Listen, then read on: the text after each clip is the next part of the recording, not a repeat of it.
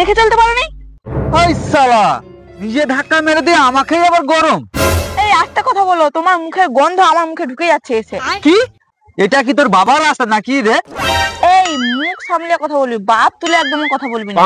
আমাকে চিনো, আমি খুব ডেঞ্জারাস মাল আছি। এই তুই যে ডেঞ্জারাস হোস, আমিও শালা পুষ্পা রাজ আছি, রাস্তা ছড়ে গেলে এই শালা। আচ্ছা মুশকিলে পড়ে গেলাম।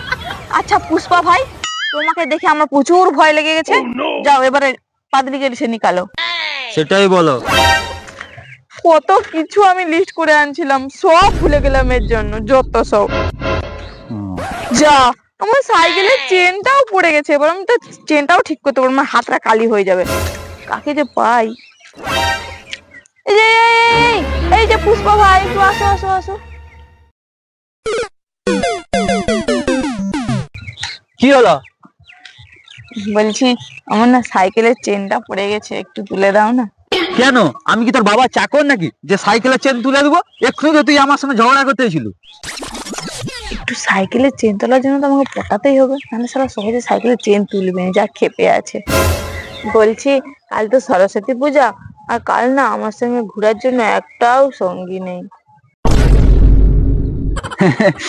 আমি তো আছি তোমার সাইকেলের চেন তুলে দেওয়ার জন্য। আমি তো সাইকেলের চেন তোলার জন্যই জন্ম হয়েছি। তুমি যখন যখন চেন ফেলাবে আমাকেই ডাকবে। ঠিক আছে, তোমার সাইকেলের চেনটা ঠিক করে দিয়েছি। হ্যাঁ, তোমার একটু ফোন নাম্বারটা দাও, তাহলে কালকে আমাকে ডাকো, আমি তোমাকে নিয়ে সিনেমা দেখতে যাবো। আরে না, সিনেমা হলের সামনে না, আমি ওই প্যান্ডেলের সামনে, কালকে সরস্বতী পূজা তো, প্যান্ডেলের সামনে আমি একটা ঘুগনি দোকান দিচ্ছি। তুমি তাহলে চলে আসবে।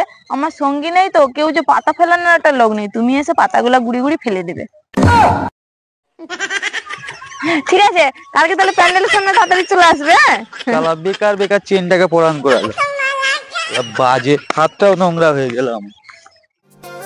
এই যে কাল তো সরস্বতী পূজা, তুমি না আমাকে একটা খুব সুন্দর শাড়ি আর ম্যাচিং ব্লাউজ, চুড়ি আর একটা খোপায় গোজা গোলাপ ফুল কিনে দিবে কিন্তু।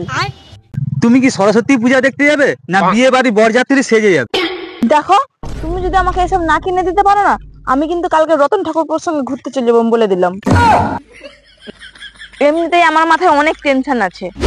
তোমার মাথায় কি টেনশন চলছে গো? কাল সরস্বতী পূজা, সকালবেলা উঠে রান্না বান্না করবে, ওই চিন্তা করছো? আরে না, কালকে সরস্বতী পূজা আমি কি কালার শাড়ি পরে বাইরে বেড়ালে সবাই আমার দিকে তাকিয়ে থাকবে, আমি সেই চিন্তা করছি। আরে তুমি এত টেনশন নিচ্ছ কেন? তুমি যেই কালারের শাড়ি পরবে তোমাকে তাতেই মানাবে। আর পূজা তো কালকে, আজকে তো টেনশনের দরকার কি আছে? চলো চলো বাড়ি চলো।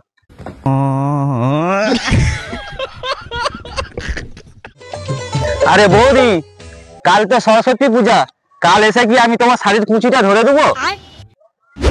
আরে কাল তুমি আমার শাড়ির কুচি ধরবে কিভাবে? আমি তো কালকে নাইটি পরে ঘুরবো। আরে না না, আমি তো তোমার সঙ্গে মজা করছিলাম। তুমি আমার শাড়ির কুচি ধরতে পারো, তাহলে তো আগে তোমাকে আমার বয়ফ্রেন্ড হতে হবে, তাই না? বৌদি, আমি তোমার শাড়ির কুচি ধরার জন্য বয়ফ্রেন্ড হতেও রাজি আছি। আরে বছরে একটা দিনই তো সরস্বতী পূজা আসে, তো এই দিনে তোমাদের মতন ঠাকুরপুরা শাড়ির কুচি ধরবে নাকি তোমাদের দাদুরা এসে ধরবে? তাহলে বৌদি, তাহলে কাল আমি সকাল সকাল আসছি। হ্যাঁ তাড়াতাড়ি আসবে কিন্তু, না হলে কিন্তু আমি অন্য কাউকে ডেকে শাড়ির কুচিটা আমার ধরিয়ে দিব। এই না না বৌদি, আমি কাল ভোর থেকেই চলে আসবো তোমার শাড়ির কুচি ধরার জন্য। আমি তাহলে আসছি বৌদি। হ্যাঁ হ্যাঁ ঠিক আছে।